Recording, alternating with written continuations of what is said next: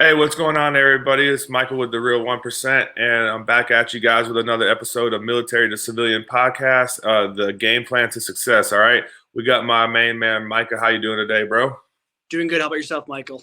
Not bad, man. I appreciate you coming on board and getting ready to, share your story with the listeners today. So thank you for that. Um, let's just go ahead with dive in, and we're talking about the road, the transition that we all faced as that some may look at as the last assault or the last battle that we're going to go through that some may not be prepared for. So this is just going to be like something that you guys hopefully can take heart to and learn something. So if you don't mind, for the listeners, you mind letting us know, and everybody listening, where you're from, and what made you join the military, and then touch on your military service, on some accolades or anything that you may want to bring up, and then bring everyone to the point where you start thinking about transitioning out, if you don't mind. Sure, happy to, Michael. So I grew up in rural Wisconsin, some farmland out there. Joined the military because there really wasn't any opportunity within my town, about 800 people, right? So nothing there in the city. So I had to do something, right? And so fresh out of high school, I joined the Army. I was in the in intelligence as a 30 block series. When I got out of went straight to Fort Campbell, part of the 101st Airborne Division, assigned to the G2 squad, and so did a lot of work in G2. Kind of rose up through the ranks, did a tour in Afghanistan for a year out there. The basic kind of military awards and things like that. Nothing too impressive or anything like that. Just kind of did my duty. When I got back from Afghanistan, my wife was pregnant with our first son, and she said, "You can either be married to me or to the Army." I picked her, and so that's been, so far 12 years later, it's been a good choice for me. I don't regret that at all. I have a wonderful wife and a great son. So like most individuals, went through the kind of the cookie cutter TAPS program, right? The transition program, went to all the different sessions and things like that. Didn't find a whole lot of value with it, to be honest with you. There wasn't anything that really was substantial. And so I quickly realized that my transition's got to have to be me doing it, right? Like, I take ownership of it. I got to be the go-getter with it. Used my GI Bill right after college. Went to Middle Tennessee State University. There in the Nashville area, about a couple hours south of Fort Campbell and Clarksville. So went there, got my degree, and then it was just kind of like, well, probably something in intelligence. That's what I did in intelligence, right, in the Army. So spent a number of years in that field and just really kind of rose up through the ranks that way, and then transitioned into local government as a sector. But really, I mean, I can't say that the transition program really set me up for any type of success. I just realized I had to kind of do things on my own and take ownership of it, and realize that nobody cares about my transition like I do. And so I have to do this for myself and my family. I got, a wife and a roof to put over her head. I have a young kid who's I think is about 1 or 2 at the time when I transitioned out. Have to put diapers on him, and food in his belly, and a roof over his head, and all the things that come with being a dad, right? So part of it was just kind of the pressure of understanding that I'm a dad, I'm a husband, I got responsibilities to society, I got to fulfill those obligations. And the Army's commitment to providing for me ended on the day that I am transitioned out. So I can't rely on them to take care of me anymore. Yeah, no, you're right. So how long did you have, like, from the time that your wife gave you that, that proposal until like you got out the military, when you gave her the answer? Like, how long did you have? Like a year, 2 years? So we were having these conversations. I got back from Afghanistan around February timeframe of that year, and I was exiting by September. So it was pretty quick, and it was tongue in cheek too about the whole married to me, married to the Army. It was tongue in cheek, but obviously, I mean, those of us who are deployed with with a significant other, we know the strain that puts on our families, right? Oh yeah, yeah, dude. It's so. And back in those times, I mean, it was even maybe 15 months or a year long without, you get 2 weeks R&R and you're back on. So whatever you want to call that, yeah. It's definitely horrible. It's definitely not a good lifestyle, man. It's a hard one for sure. Yeah, and I think that's a very challenging thing. And if you look at divorce rates and Yeah. separation in the military, it's an epidemic, and it's something that definitely needs to be addressed. So because really that's our bedrock, right? It's, you know, the Army, as much as they talk about how much they care for their soldiers, and well, I'll assume they're genuine with it, right? They Yeah. don't about us as much as our families do. And so Right. to support them in the same way that they support us too. And so my wife gave up a lot to allow me to serve in that capacity, and give up a lot for our country in that regard. And it was important to honor her wishes, and to, you know, and to be in the same team moving forward, because again, my wagon's hitched to hers for life. And so, you know, there's no I can exit the Army, I can do things like that, but that relationship is set for life. And obviously with the little one too, makes it even more complicated. So really wanted to be there for my family, and prioritize that relationship. Hey, good for you, man, because you're right, absolutely right. Family can trump all that, dude. Absolutely. Because Army is going to end no matter what. Even if you chose Army, even if you did max time, you still ended, right? You know what I mean? Family's still going to be there to the day that it all stops. So, yeah, good for you. The typical Army career, right? About 20 plus years. Right, But your family's going to outlast that. I mean, I hope right. so. I hope that's the best case scenario. Obviously, things happen, and there's reasons to separate from individuals, and but for the most part, the ambition is for our family to outlast our career in the military. And so prioritizing family, I think, is very, very important. And I think it does set us up for success in a transition period, because again, when my spouse and I are in the same direction moving forward, that makes for a lot easier transition, because she and I are in the same. Absolutely. Um, Absolutely. yeah. Yeah, with something like, I was just trying to think of it. It's like, okay, even on like best case scenario, if you did like maximum time, sir, I don't know what that even is. Maybe I think it's like 30 something years, maybe, or maybe could be longer if you're like a flag officer or something. But just say like even like 30 years, that's like a 30-year. If you live to like 80, 90, it's only like a 30-year life. So you still got way more life to live, man. So Absolutely. And I think it's important too. I think in terms of one of the effective transition strategies that I adopted was one of identity, right? We can yeah, get tied up into our identity as a soldier, as an airman, Marine, you know, et cetera, right? But to understand that's our job, right? And that's an important job, and we want to be proud of the fact that we served honorably, and proud of our brothers and sisters that served honorably. But our identity has to go beyond our career, right? that's Because true. you were a person prior to the Army, right? You're a Yeah, person after the Army. right. It has to has to has to be something greater than that, right? And so for me, part of the reason I was successful in a transition, and to the whatever degree that means, but part of the reason for that was I embraced a higher identity of who I am as an individual, and felt comfortable by myself, where I don't need to be, you know, I am a veteran, but that's not my identity. That's something I've done. I'm proud of the fact that I've done that. I'm proud to be a veteran. I'm proud to have served the military, but that's not my identity. It's not who I am, right? It's something I did, not who I am. Yeah. Yeah, you got it in your tool. It's like always, it's forever with you, but it's not who you are. This, you're evolving to something other than military. You got to go through it. No matter, you hear about it though. Some people don't know how to turn that off though, and that's you got to do it. And it's not about like us being right. No, you're just gonna find out that it's not like that. It's not gonna equate to anything in the civilian world, because people won't look at. They don't care about none of that stuff. That. And it's important too when it comes to, obviously you mentioned the civilian world, right? You know, I'm in a unique position now as a deputy city manager in the 12th fastest growing city in the country, second fastest in the state of Arizona, right? And so we're obviously we're growing as a city, and so we're hiring new individuals, new quality candidates. And one of the things I like to do is when I find military veterans that come in, right, and we're part of the Skill Bridge, the DoD Skill Bridge program here in the city. And so we value hiring a diverse work field, and veterans are part of that.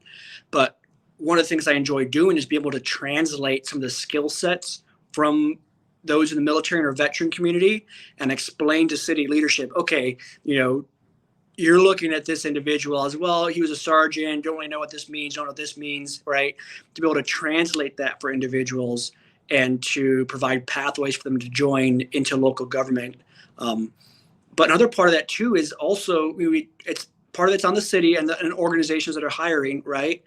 But it's Yeah. also part of our job as veterans when we're applying for positions to learn how to translate that into civilian speak as well too, right? I think Oh no, absolutely, man. I mean, we had my guy Mike Perry on, and he was dropping some knowledge, pretty much saying he's like a recruiter, like head one of like the leads for Activision and the game and he was saying like there's artificial intelligence. You got to do something, no matter what you choose, either a person or yourself or artificial intelligence, that you can match your resume up with the jobs that you're applying for, and sort of it can tailor it to that. Like, yeah, I mean, that was one thing, like you said. I got out at Carson, but it was more like check the box type of deal, and I still got out with a military jargon resume. So, it always goes back to us as the person, because no one you like you said, you got to be proactive.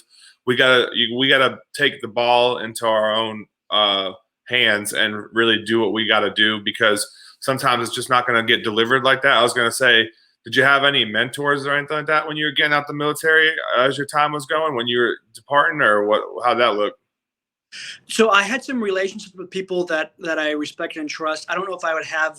I don't think I would say I had a transition mentor per se. Yeah. I had friendships inside and outside the military, right? Like most of us do, but not really a mentor. And Mike, I want to jump on something you said too in regards to kind of taking ownership of it. And when it comes to career advancements or finding that next opportunity, the good thing is when you take ownership of something and you run with it, you're like 9 times out of 10, you're going to be successful, right? And I think that's a good thing too, is that you can be successful. Now, success might look differently than what you envisioned it at the onset, right? Which is, again, that's fine, right? We can be adaptable. Like one of the things the military teaches is adaptability. We can pivot. We can learn new things, right?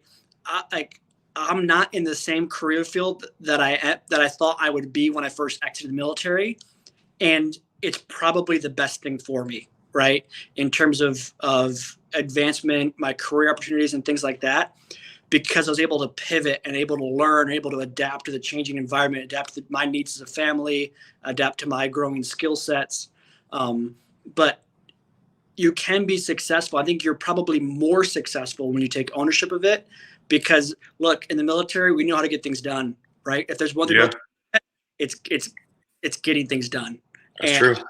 I don't think that necessarily changes when we get out either. And so just having that like, I gotta get things done, and I'm responsible for this. This is my next assignment. This is my next task. I gotta make this happen. No, you're right, man. You got to carry that forward. But it's easy. Let's say like this: it's kind of easy, or it was for me, to sort of lose that identity. You might lose yourself. You might think that you might settle for a job that's less. It might not all be greener on the other side. Sometimes it does work out, but you just gotta. I guess if I could go back and do it again, I would definitely say one of the things I would do is take advantage of something like training with industry, or like the skills bridge program, or like a fellowship with a Boeing or something like that. If you have the certs or you have the background, Lockheed Martin, like all these companies, they have stuff for veterans. So that you want to get into Wall Street, they have stuff. You want to get into this, they have stuff.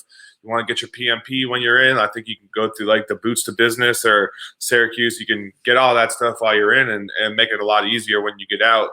Um, Absolutely. so Absolutely. Yeah. Yeah. There's lots of pathways to take. Yeah, just have something lined up, or have more than one, because you can do, I guess, take advantage of everything that you can. If you feel like you're going to get out, explore different pathways. It might not be the same as your MOS. Maybe you get sort of, a lot of people are going into cyber, a lot of people going into IT, and a lot of veterans are in IT. So it's like the network's actually already there, because these people are willing to help. You know what I mean? So it's like, Absolutely. I guess network is key too, as we know, as a lot of people say.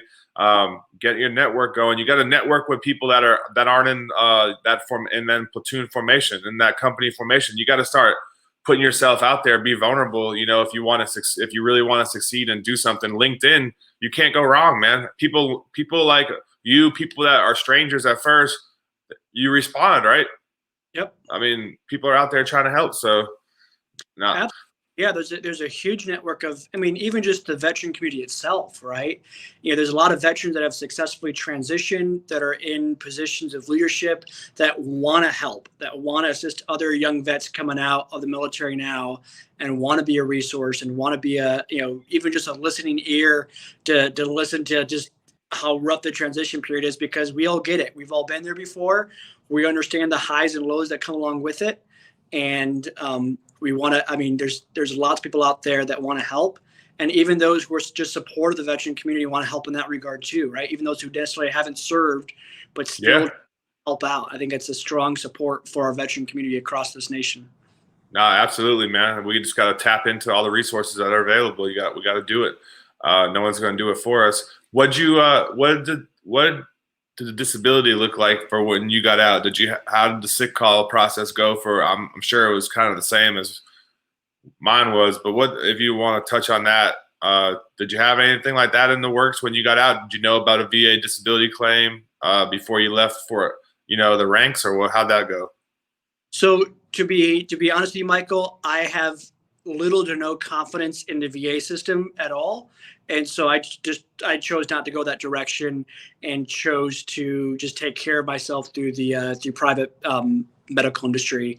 And so I didn't pursue anything because I didn't see any value in the VA system at all. So I chose not to. That's my personal choice. Everyone has their own choice they got to make when it comes to coming out, but I wanted to take care of things on my own instead of relying on the VA. No, so you won't even you didn't even try to do like a disability claim or nothing like that with them? No, I don't want anything. I really have no interest in the VA at all. I don't find them to be very effective personally, and so I um, chose just to Uh, ignore. I can understand. I understand. I respect your opinion and your thoughts on that. So no, I'm sure you're not the only one that feels like that, but okay. All right. But I mean, I would encourage folks who feel like they need it. I would highly encourage them to look into it. Right? I don't think it hurts at all. It wasn't a right fit for me and where I was at. So, but again, it's one of those resources, right? Use all the resources at your disposal if you're trying to do that. I think it's important. And obviously, if there's disabilities you need help for, that's a great tool to use. I think it's phenomenal to try to use that. And I highly encourage people to do that. But it wasn't right for me. Oh, that's all good. All right. Well, what was like one of the main things that did you have your school all lined up for as soon as you left active duty? You had your GI Bill going and stuff like that, or how'd that go? Yeah, so part of my transition program, I knew I was going to transition going directly into school, and so I had lined all that up, and had enrolled in college. I think a week or two before I exited the army, and part of that too was I got kind of lucky, I suppose, with my enlistment structure, where I didn't have any kind of cash bonus. Like a lot of time when I joined the army, that was the big thing, was all these, Yeah. 20,000, 30,000 40, 60. Yeah. People, they're giving out big bonuses, man. Yeah, for sure. Yep. And so I didn't do that. Instead, my recruiter just gave me this something called, he literally said, I have no idea what this is, but I'll just tack it on there just in case. And it was the Army College Fund, which Okay. it was discontinued, I think maybe the year after I got in or something, sometime shortly after. It sounded like it was discontinued. Um, but what it did was provided an extra stipend for me while I went to school. So in addition to my GI Bill benefits, right, the housing stipend, I had an additional benefit on top of that through the Army College Fund, Okay. and set up pretty well in terms of doing that. I was able to focus on school, had income coming in, which definitely helped a lot. And then obviously after college, you got to figure out where the next job is. But that was definitely helpful coming in, and probably more luck of the draw than anything else. I can't take any credit for it because the recruiter didn't even know what it was. I didn't know what it was until I got out and I was told, "Oh, you have this thing." I was like, "Oh, cool, that's awesome." So Hey, look at it like the bonus that you never got or something, man. I guess, right? I wish they would bring that back, because it equates. I can't remember what the math was, but it's a significant bonus amount, right? I think Oh, it was about an extra $1,000 a month while I was in school, right? not Which, bad. course of the 4 year mark, right? Do the math there. But the good thing was it's tax free, Oh and so yeah. these guys are getting bonuses and they're $60,000, right? But they got to pay taxes on it. I got a, what's 12 times 3 is 36, so $36,000 bonus, tax free. So that was again really luck. I can't take any credit for it. Nothing I did in that one. Just luck of the draw. I lucked out in that one. I wonder how many more people actually got that, man. That's interesting to hear that, because I feel like I've never really talked about it or heard anyone really speak on that like that. That's kind of interesting, man. So good for you. I think the only bonus I got was like maybe like it might have been 3. I don't think it was even 6,000. It might have been 3 or 6,000 when I was when you're overseas. You get that tax exempt. But and if you weren't in the right MOS at the right time, they're not shelling out those bonuses like that. But yeah, they were giving them out. EOD used to get fat bonuses. Probably your MOS though too, man. Like Intel and stuff like that. That's a big market MOS. You get out like with like TS clearance, and you're highly marketable though too. That's probably a lot of people don't stay in Intel for too long. They kind of get in and get out. It seems like or what do you think? Hit or miss? Absolutely. There's obviously some. There's an opportunity to leverage that skill set, absolutely, when it comes to that. A lot of times your TS SCI clearances, unless you're getting picked up by a 3-letter agency or something like that, which is very competitive to get into, obviously. Otherwise, you're going and you're doing you're a contractor doing a year overseas again, which for me defeated the purpose of getting in the first place, right? If I was going to have to do a year overseas and do all that, I might as well stay in the Army and get all the different benefits that come with that, as opposed to just being a contractor and really not having much job security. So I prioritize being stateside, being close to family, and so I didn't continue with my clearance levels at all. It wasn't, which it's proven well in the long run. But people make different choices, and they have different objectives and different career goals too. So you got to pick the one that best matches their career goals. No, you're right. I mean, like you said, just like a civilian soldier without, you're just gone all the time. I lived it. What was something that you used for like decompression when you got out? Was school like that for you, or did you do something else? What kind of helped you? Decompression. I think just having people to talk with, right? I was part of a faith community at my local church, and that was really helpful for me for that way. Obviously, friends and family, and I think just being able to talk to people, right, and realize that bad days span veteran or non-veteran, right? Everyone has their own things they're dealing with. They have different things they got to suffer through and deal with, and so just be able to talk to someone and have a listening ear, grabbing a beer with the guy and just sitting down and chatting with them was really helpful. So just having that community support around me was super great for decompressing. And a lot of the guys I talked to were prior military themselves too. And so they understood kind of where I was coming from and my struggles, personal battles, kind of the personal demons you go through. So that was really helpful to have a strong community. Was really helpful to be able to decompress and to be able to put things in perspective, right?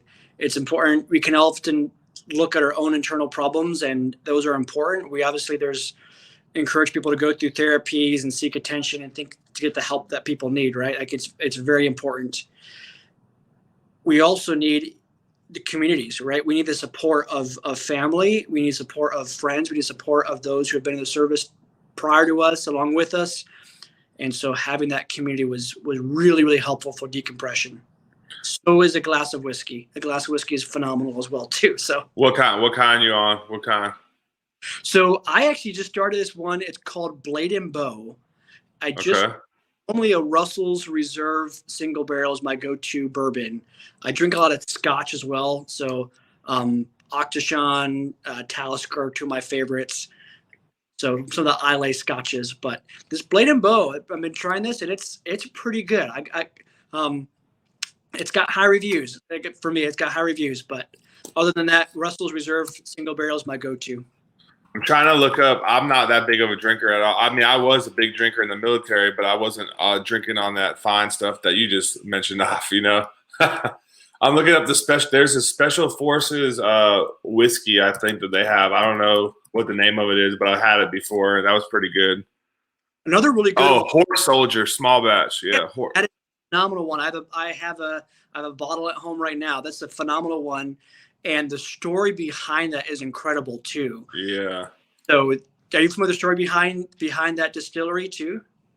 No, I don't know the whole thing, but someone was piping them up. My boy that I met out at the EBV event. It was in Austin. It's like an entrepreneur boot camp for veterans, EBV Edge. So it's through Syracuse University, and it's pretty much like a huge networking event where they have like hundreds of vets that are all in entrepreneurs, man, and just out there networking and have a good time. It was great, man. But yeah, that's the first time I heard of that, because obviously it's veteran owned, right? So they had that out there sponsored for the event, and it was pretty good. I mean, but yeah, no, go ahead.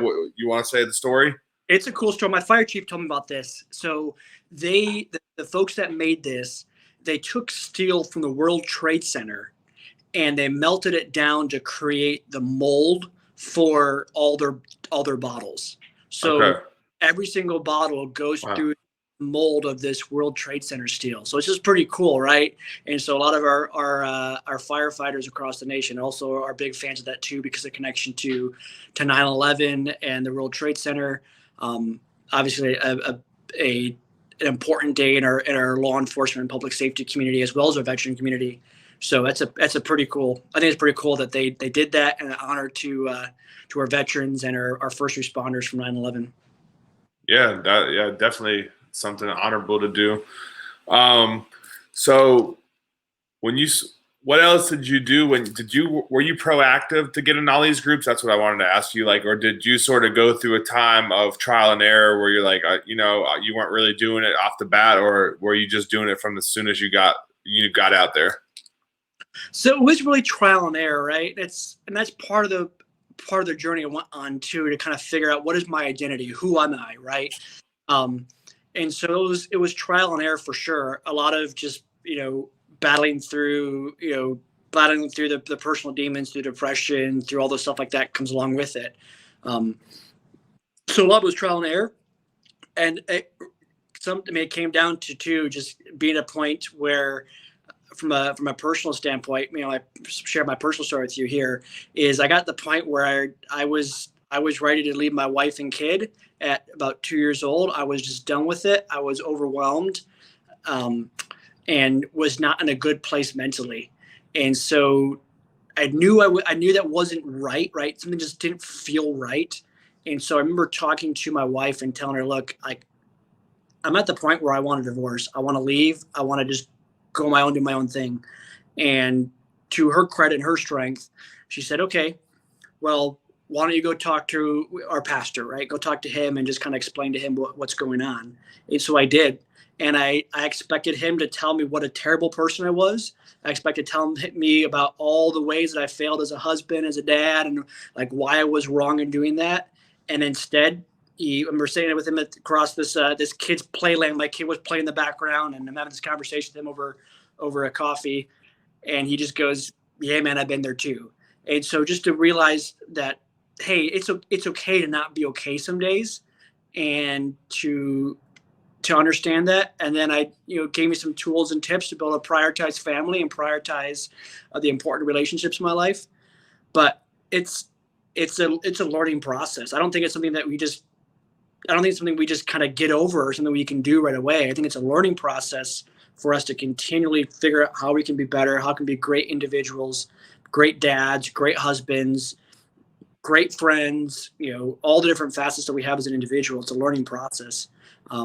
And I was lucky enough to have a supportive wife and a supportive family that understood what I was going through, that encouraged me to get help, and a support structure through my pastoral care and therapy and counselors that also supported me in that regard and said it's okay to not be okay. Yeah, you need that. You need someone to be able to sort of get on your level, or I mean be able to relate to you. What was the downward? Was it a downward spiral that got you there, or what made it get to that point? It was just everything of what. So that was at the point too. So again, if I think about my transition story, right? So I had that kind of soft landing through the GI Bill, Right. and after the GI Bill, my first gig was with the state of Ohio, working a graveyard shift as a intelligence watch officer for their emergency operations center. And so I would work the graveyard shift. My wife would work at a pet retail place, and we would literally basically just high five each other on the way out the door. Right, I would be coming in at 8 o'clock. She'd be leaving. That's the same thing as military life without almost too, essentially something like it, right? I mean, yeah, and I think okay. I think just the stresses of that, just the stress of being a dad, the stress of being a husband, the stress of having working this job where I'm not able to see my family anymore. I think it just all got to me, and there was a lot of just being focused more on myself than I probably should have, not probably than I should have been, and not realizing that I have obligations and responsibilities to other members of my family as well too. So a lot of it was just kind of just, hey, get out of my own head and realize that I have some responsibilities, and I have a responsibility to bear, and I need to gladly bear that responsibility, because that's where meaning comes from. It comes from bearing our responsibilities. So that went on soft landing, like you said. GI Bill was going okay, but then when you graveyard shift, tag teaming on the way out, not having much of value, like as a family unit, then you snap out of it. Thank God, thank your pastoral care. Then did you is that lead you up to where you are now, or did you have another storm to go through? So that's led me where I'm at now. I've battled depression since being in the military. That's just something I've had to deal with is depression, and so the storms will come, and it's odd because it's almost I can see it coming on the horizon, the dark cloud kind of coming in, and there's nothing to stop it. And so for me, it's been important to, when I see that coming down the horizon, to start. That's where I know I gotta call my friend up and say, hey, let's go grab a drink at the bar, and I want to vent to you. I want to talk to you. So that's been really helpful. So that's been really valuable, and just to understand the strategies that you have, and everyone's different, right? And that's everybody's individual thing.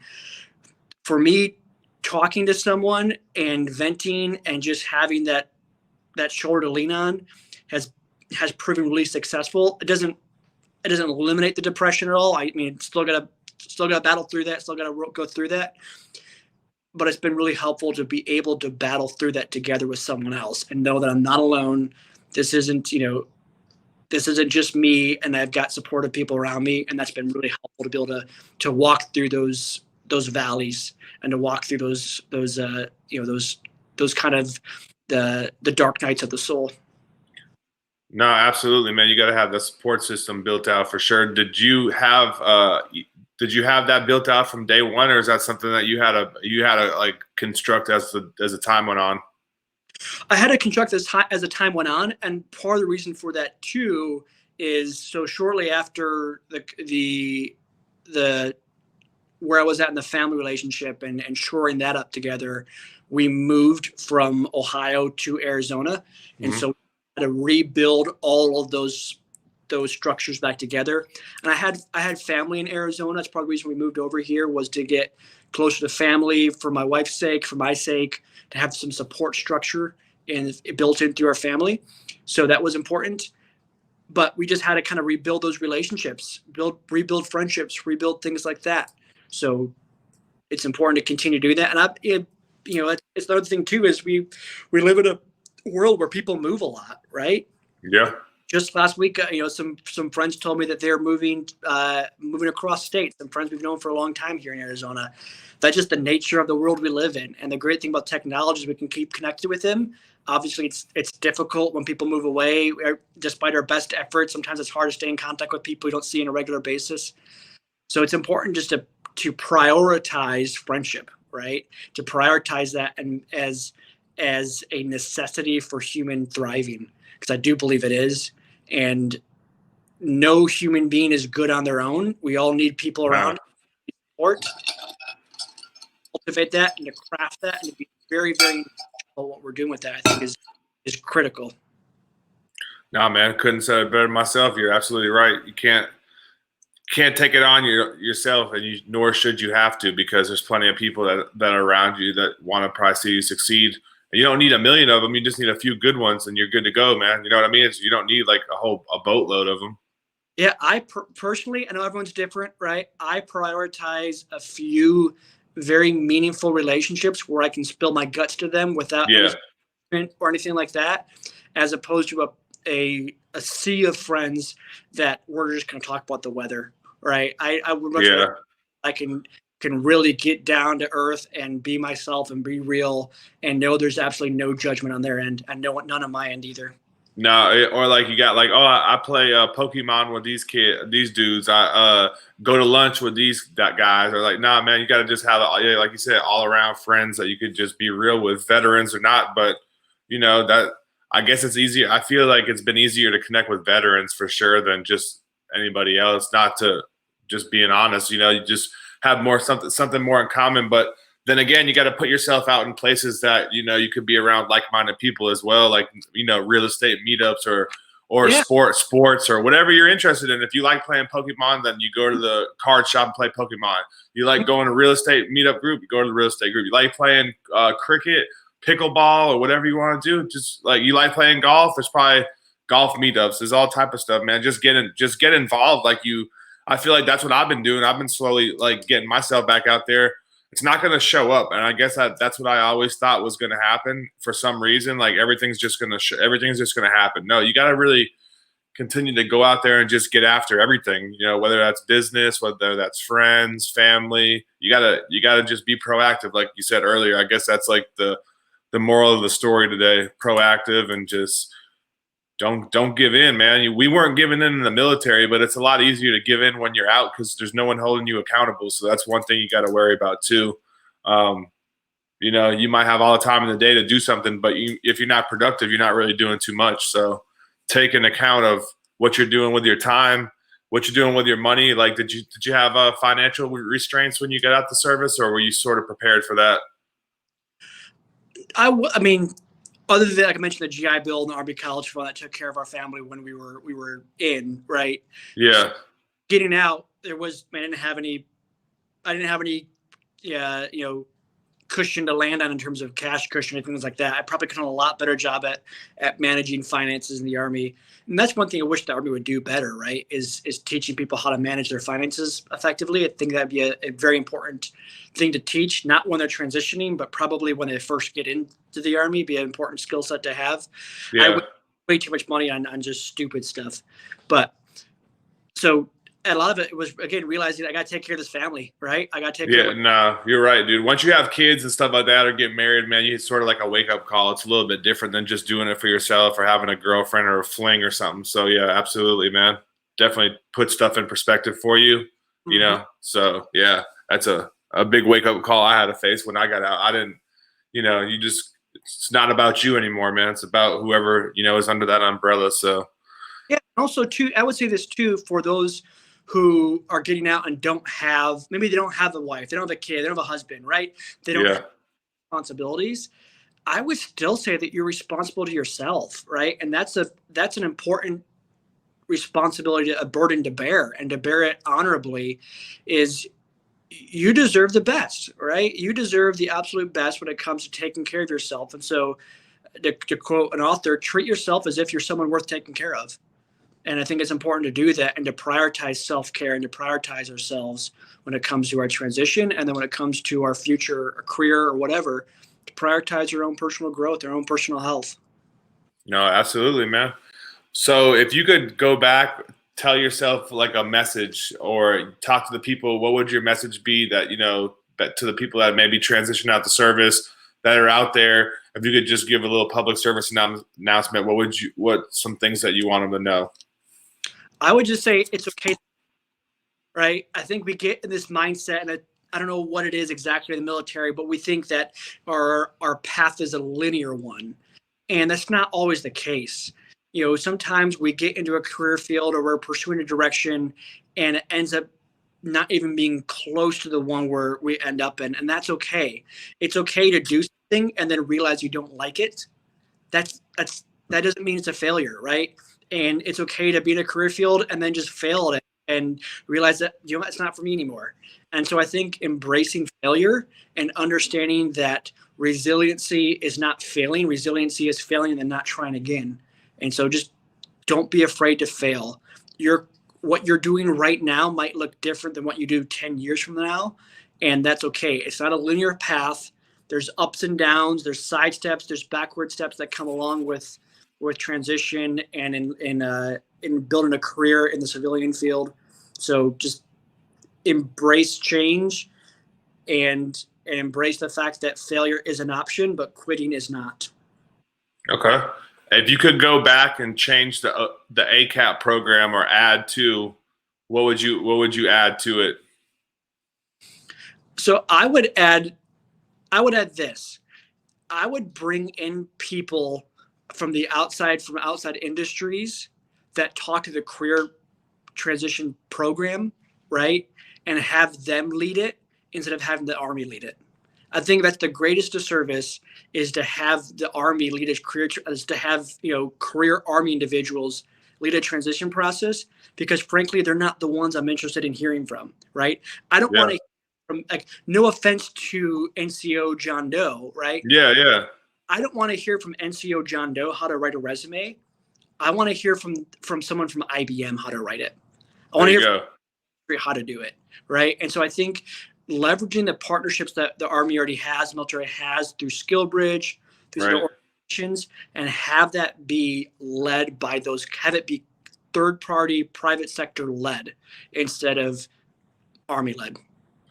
Well, they do have it like you said, the skills bridge. Like once you get into like Microsoft or IBM or something like that, I guess if you're able to get signed off on it, however that process works, I guess you do get a little taste of that. But that's not for everybody, for sure. I mean, that's probably like few and far between that actually do that process. I can't really speak on it too much because I'm not sure, but I don't know what's your take on it, or if you On know. on SkillBridge or things like that. No, just like how many soldiers are actually utilizing Skills Bridge and actually like going to Microsoft or getting that like fellowship or internship with them before they get out. Probably, I imagine it's and I imagine those are also pretty competitive too, right? I think it's probably real. so. It's probably only X amount of slots. It's not like they open it up for the whole military, I'm sure. So it's like, yeah, few and far between. But I guess it's good for the people that are doing that. But for the ones that are not, you're absolutely right. Like you'd figure there'd be a little bit of time in there that they could work with these outside agencies instead of them getting out and then trying to figure it out on the run. Because then you're like, well, you're trying to scramble and you might have to take something that you're not happy with, or you might have to move somewhere that might not work out. So I guess that's all stuff that you got to take into consideration. But as far as the financial stuff goes, you had some stuff in order that was nice because that gives you that cushion. If not, you have to go take a job to make money that you may not want to do. So, have all that stuff hashed out before you get out. You're not, you're going to have to wait for your last paycheck because they audit that. And then if you do start school, you have to start when you get off active duty orders because you can't use the GI Bill when you're on active duty. So you're still going to have to wait like 30 days to even get that first check. And then it could be prorated at that because you might not have started school till the 15th of the month. So it's all stuff you got to think about if you're not financially stable. And I mean, I wasn't, and I'm not ashamed to admit it because I've grown from that. But hopefully someone can listen to that and just put it in perspective because like we were talking about earlier, it took for me having a kid to really grow to the next mode of investing or generational wealth or like, futuristic investing rather than just going on the website in Afghanistan and buying a whole bunch of clothes and then waiting for it to wear it and go to Clarksville Kickers and Tippers and everywhere else that they have in Clarksville. You know how it goes, man. So like go to Nashville every weekend or you know how it goes, man. But I think so. I also think too that one of the struggles. I don't know if there's a solution to this, but I think there something to be honest and real about is the paradox of choice that happens when it comes to transition. Is there are so many different programs out there. You mentioned yeah. you mentioned Syracuse, you mentioned Microsoft, you mentioned Boeing. Yeah, Wall Street. There's so many, man. There's so much, dude. There that honestly, I think it's overwhelming for veterans. It's over because then you're like, well, where do I go? Right? It's like being at a intersection with 30 different turns. You're just like, I don't know which way to turn anymore, right? And so I think it's also where just kind of understanding exactly where you think you want to go as an individual and just picking a direction and going with it, and then not being afraid to fail and not being afraid to say, you know what, this isn't for me anymore. I'm going to transition to something else. And to understand, Yeah. you're going to learn some valuable lessons along the ways. You have no idea the ways that that's going to grow you as a person, as an individual, the resiliency you learn, or even just different skill sets you'll take doing that into the next gig, right? Yeah. My time as in the intelligence community, both in the Army and outside the community, have set me up really well for my career as an executive in city management. I wouldn't trade it for the world. I also understand now that I also wouldn't go back to intelligence anymore. That's not the career field for me. Doesn't speak to me anymore. And so just being adaptable and realizing that it's okay to fail. It's okay to get into career field and then realize it's not for you. That's just part of life and figuring out what's next. But I think the paradox of choices can be damaging at times because there's just so many stuff out there. It's hard to see which, kind of what way is up, which way is down. Yeah, and another thing I was thinking about when you said that is just no one's gonna, like, the platoon sergeant's not gonna make that choice for you on which choice that you're gonna make when you get out. It's sort of like you gotta start thinking for yourself if you're like not a, if you're a lower enlisted soldier, which is fine, which maybe you did 3 or 4 years, you're NCO, E5 or E4 or whatever, even E6. No one's gonna make that next choice for you, so it is up to you to sort of take a pause, even no matter what rank you are, who cares? You got to take a pause before you get out and sort of think about what you're going to do, or else the time's just going to come up. Because they even told me I could have got put in for a med board. I was like, you know what? I got 11 months. I really just want to get out and do my time and get out. I have, all this other stuff. But maybe looking back on it, might have been smarter to do that. You just never know. But don't get to a point in your career or your stint of service and just say, oh, I'm getting out tomorrow, and have like nothing going for yourself, because there's like all those programs, like, all the stuff we're talking about, these fellowships and stuff, like, yeah, jump on that stuff. Some of those you can do while you're still on active duty and get paid while you're on active duty. Then you make a name for yourself, and then all of a sudden you got to look there. You got a job offer, it's happened. It's not like we're making up like fables, man. It's the truth. Like, people are doing it, so it's good for them that are doing it. Hopefully more people can learn from that and jump on board and get on these companies. You want to go to banking, it's there. You want to go to almost every industry, they probably got stuff for veterans. You just got to look for it. Absolutely. And it's, and you got to, in the everything we've done in the military, right? That's phenomenal. And we earned the rank, we earned the ribbons, the uniform candy we got, right? We earned every single one of that. It's almost as if you're starting at ground zero again when you get out. Absolutely. You have to earn everything you're getting in this world. And again, the good thing about veterans is we're good at doing that. We're good at producing results. And so adapting a mentality of humility and understanding that just because I proved it in the Army doesn't mean I proved it at this next company. I got to start again. I got to, take those prove it deals, because they cash out in the end. I can tell you from my personal experience, they definitely cash out in the end. You take those prove it deals and make a name for yourself. No, you're right, man. You got to challenge yourself. You got to get out of your comfort zone. That's the only way you're going to grow, or it's going to be the same thing over and over, man. You got, just like military stuff, all the stuff that we went through, it's the same thing, man, just in a different form. Yep, it's just different way, a different world. That's it. But it's the same structure, same process. Yeah, absolutely. What was your favorite restaurant in Clarksville or in that area? Do you have anything that you miss? So I was actually just telling some folks about this restaurant. There was a place there. What was it called? Melrose. It was called Melrose, a barbecue place there that I absolutely loved. In fact, right before I left for Afghanistan, I had that as kind of a last meal just in case. Yeah. And unfortunately, it closed down. And this is part of the reason why I love this place so much. They made phenomenal food, but they closed down because they didn't pay their taxes. To me, that dedication that I want from the restaurants I go to, I want you to be so committed to making the food that you forget to pay your taxes. So that Man, they never probably paid the whole time they were in service. Then they probably like, yeah, we got. was a phenomenal restaurant. It Where was was it at? Clarksville or Oak Grove or what? um I thought it was Clarksville. Honestly, I don't remember exactly if it was Clarksville or Oak Grove, but somewhere Either way. on off of Fort Campbell Boulevard. But yeah, and in fact, funny thing is, we just were there actually last week. We were driving through the area and stopped at Black Horse Brewery in downtown Clarksville. Okay. Phenomenal food there. We were excited to be there again. They had some fire in the building that closed them down for a little bit, but we were there Okay. last week visiting through Tennessee, and yeah, it was fun to sit down. And my wife and I sitting there having dinner. We're like, I feel like we're just gonna get in our car and go back to our home, off of Fort Campbell Boulevard. I feel like we're just gonna Dang. Go right to PT the next day too. Like get ready to go back into work. I don't have to shave this beard anymore. Nah, man, you can have a profile, man. You good, dude? You good? You're a Rasta, aren't you? You get to leave that thing on, man. No, I think my wife says I look good in it. I think it's because I hide most of my face through it. So There you go, man. That's the men's makeup they claim, man.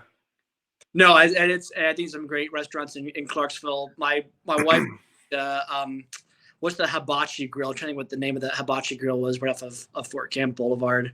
Yamato's. She was a big fan of Yamato's. People all love that one. What about burritos? The Mexican spot that was pretty good too, off Fort Campbell Boulevard somewhere. But yeah, Fort Campbell's grown big time. I know, like tiny towns all built up. They got Publix there now. They got all type of stuff going on. So, I was just there last week. Could not believe the build of that town. It's incredible. And I really enjoy what they've done with the downtown area. They've done a phenomenal job there in Clarksville. So it's definitely looks a lot different than when I was there, years ago. yeah, for real. I have to check it out sometime. What was your favorite MRE? Do you know what? So this may sound odd to you. I liked the vegetable omelet one because I got 2 candies in it. Nah, brother, that's the smart move, man. That's not odd, dude. You gotta people. That's what I always tell people. You gotta go for all the other things that are in the pack, man. Because sometimes the hot food sucks. You just gotta go for, hey, you got the pound cake, or you got Reese's Pieces, you got Skittles, you got M&Ms. What you got? That's like, man, that's gold out there. I always knew the vegetable omelet one because none of them are good, right? You just kind of but I knew the vegetable omelet one always had some solid extras in it. I think they try to go. And no one wanted that one probably, so you probably didn't really have to like go up against anyone if you had to like go. They probably just left that one there for you, like whatever. Yep. And so I knew I was going to get a Reese's, I was going to get I was going to get M&Ms or something like that, something good, something chocolate. I'm not a big fruit candy guy. Yeah. And 9 times out of 10, I was going to get something chocolate in that one, which You good to go, man? Hey, they I guess the word on the street is though they're coming up with the MRE game. Supposed to be coming up in the military. They're supposed to be better, man. So they say. Well, I'll believe it when I see it. We're gonna get them on the channel one time. Maybe I'll do a taste test or something. I don't even know, man. Get like all the new menu orders delivered, parachute in, man, airdrop to the house, man, and try them all live online. For sure, and see what it looks. Yeah, absolutely.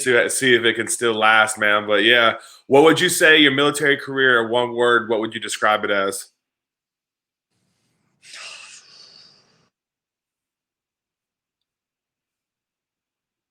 I would say beneficial. Good one. That's a good way to sum it up. What was your favorite duty? Were you only at Campbell? I was Yep, I was stationed at the 101st Airborne. So that was the only unit I served in. Okay, so your favorite spot was obviously Afghanistan then. Pretty much, yeah. I'm in Afghanistan. If it wasn't for having a family and stuff like that and obligations, it'd have been a lot easier. But that was. Yeah, it was good over there, and obviously being able to do the job in that field and be able to do it, kind of seeing the fruits of those labors and making a real impact was good to see. So yeah, that's true because like you're definitely not doing that in garrison. Mm-hmm. Like you're only doing what you can all but now that's good. You wanna leave it with anything, or let's also do a call to action to anyone that you may know that you could call out on here if they listen to the whole episode, or you just tell them in there, that they got to come on here and share their story. Who you got? So I'm trying to think of the gentleman's name. He's very active in the veteran and local government community, and I'm drawing a complete brain fart. If you give me 1 second, I can. No, you good. Go ahead. Don't mind me looking at my computer real quick here. No, you're good, man. Let's see here. Where's this guy? So I think a guy that would be awesome to talk to because he's very passionate about veterans and local government. Yeah. Benjamin Effinger. He's with the city of Los Angeles in their tax department. What's his last name? Sorry. Effinger. Okay. Inger. He's got an incredible story. He's going to get his doctorate right now, working full time, a complete go-getter, super passionate about veterans and local government, as am I as well too. And so I would definitely encourage you to have him in the podcast. He's a phenomenal guy. Okay. Art, passionate about what he does, and he's a very well spoken. I saw him on another podcast recently, and with his doctoral program. So super smart guy, and then just to everyone, right? Just don't be afraid to fail. It's okay to fail. Take ownership of your transition, and if any of you are looking for a career field in local government, you reach out to me. Happy to talk to you about what that looks like, and to connect you with individuals in your city you're looking at.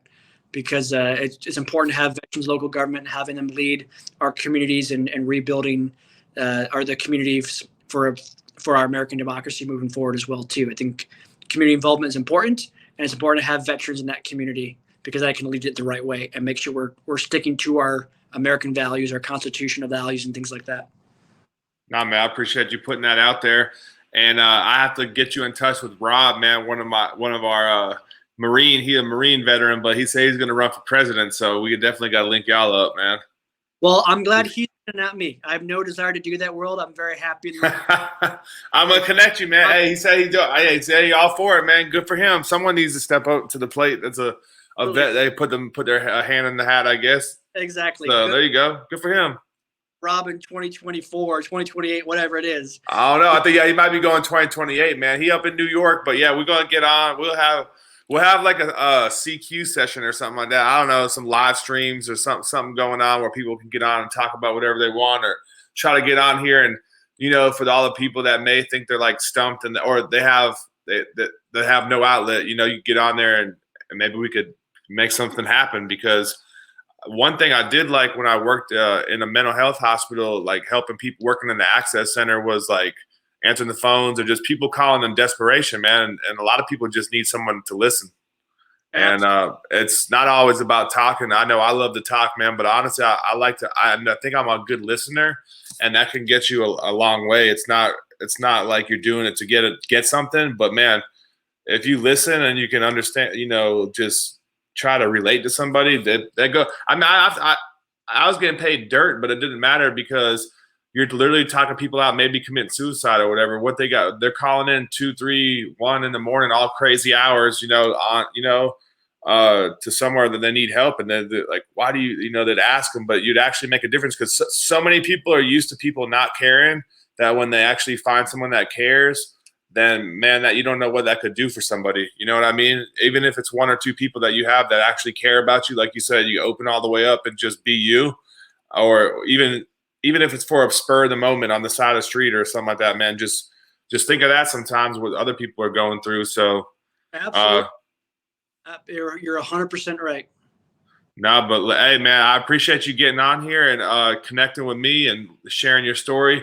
Hopefully we can get Benjamin on, and whoever else wants to get on. If you guys are listening to this, or Rob, or just get on here and share what you got. That way we can add it to the archives, to the database, and we can just keep building and helping each other out, so. I think what you're doing, Michael, is phenomenal for our veteran community. Keep it up. This is a phenomenal resource for veterans, and I'm glad you're doing this. It's important work to do. And so thank you also for putting this together and putting yourself out there in this format as well, and to kind of lead this effort. It's important, it needs to be done, and kudos to you for doing this. Hey, man, no problem. I appreciate you saying that, and that's just more validation of I got to keep going. So, if you guys are out there, 22 a day is too many. That's veterans that commit the ultimate act of taking their life too early on this earth. And that's not the way to go out for a veteran, or if you're not a veteran, that's just not the way that we're meant to go out of this place. No matter how hard it gets, you can get through it. You're not getting something that you can't get through. You just got to figure out how to get through it, whatever way that is. But yeah, so everyone's story matters, the moral of the story. And, I appreciate you sharing yours, Micah. So until next time, thanks everybody for listening in, and, have a blessed one.